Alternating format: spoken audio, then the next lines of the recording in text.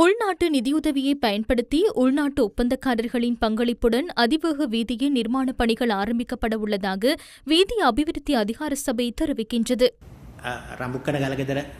ரம்புக்கனை கலகதர வீதியை அமைப்பதற்காக அமைச்சரவை அங்கீகாரம் கிடைத்துள்ளது. இதனை 7 உள்நாட்டு ஒப்பந்த நிறுவனங்களுக்கு வழங்குவதற்கும் 112 பில்லியன் ரூபாய் செலவில் 3.5 வருடங்களுக்குள் நிறைவு செய்வதற்கும் தீர்மானிக்கப்பட்டுள்ளது. பொத்துகேர முதல் ரம்புக்கனை வரையிலான வீதியின் பணிகள் பெருமளவில் நிறைவடைந்துள்ளன. எனவே அடுத்த வருடம் மார்ச் மாதம் அளவில் ரம்புக்கனை வரையிலான பகுதியை போக்குவரத்திற்காக திறக்க முடியும் என நான் நம்புகின்றோம்.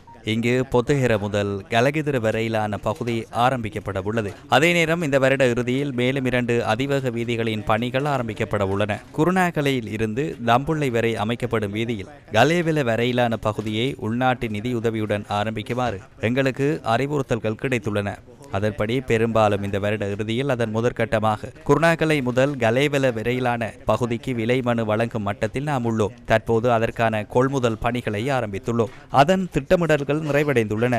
அத்துடன் இடையில் நிறுத்தப்பட்டிருந்த ருவன்புர அதிவேக வீதி திட்டத்தில் இங்கிரிய வரையிலான பகுதியை அடுத்த வருடத்திற்குள் ஆரம்பிப்போம். அதற்கான வெளிநாட்டு உதவிகள் கிடைக்கும் வரை எங்களது சொந்த நிதியை பயன்படுத்தி அதனை முன்னெடுத்து செல்ல உள்ளோம்.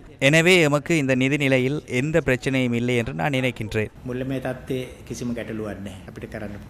டிட்வா சூறாவளி காரணமாக சேதமடைந்து ரயில்வே கட்டமைப்புகளை வழமைக்கு கொண்டுவரும் பணிகள் குறித்தும் இங்கு கருத்துக்கள் தெரிவிக்கப்பட்டன. பேராதனை பாலத்தின் பணிகளை அடுத்த 4 தொடக்கம் 5 மாதங்களுக்குள் முடித்து இந்த வருட இறுதிக்கு முன்னர் அதனை நிறைவு செய்ய எதிர்பார்த்துள்ளோம். மலேக வீதியில் கண்டி வரையான பகுதிக்கு நாம் இப்படியும் அனுமதியை வழங்குவோம். எமக்கு மத்தளை வீதியும் கம்பளியில் இருந்து நாவலப்பிட்டி வரையான பகுதியுமே சற்று கடினமாக உள்ளது. இந்த இடங்களில் ஒரு பகுதியை கூட பிரதான வீதி வழியாக செல்ல முடியாது. எனவே ஒரு வேலையை முடித்துவிட்டு அடுத்த வேலைக்கு செல்வதற்கு காலம் எடுக்கும். எப்படி இருப்பினும் வரும் வருடத்தின் நடுப்பகுதியாகும் போது பதுளை வரை முழுமையாக ரயில்களை இயக்க முடியும் என பார்க்கின்றேன். මාර්ගය බදුල්ටම ධාවනය කරන්න 2024 27 මැද වෙනකොට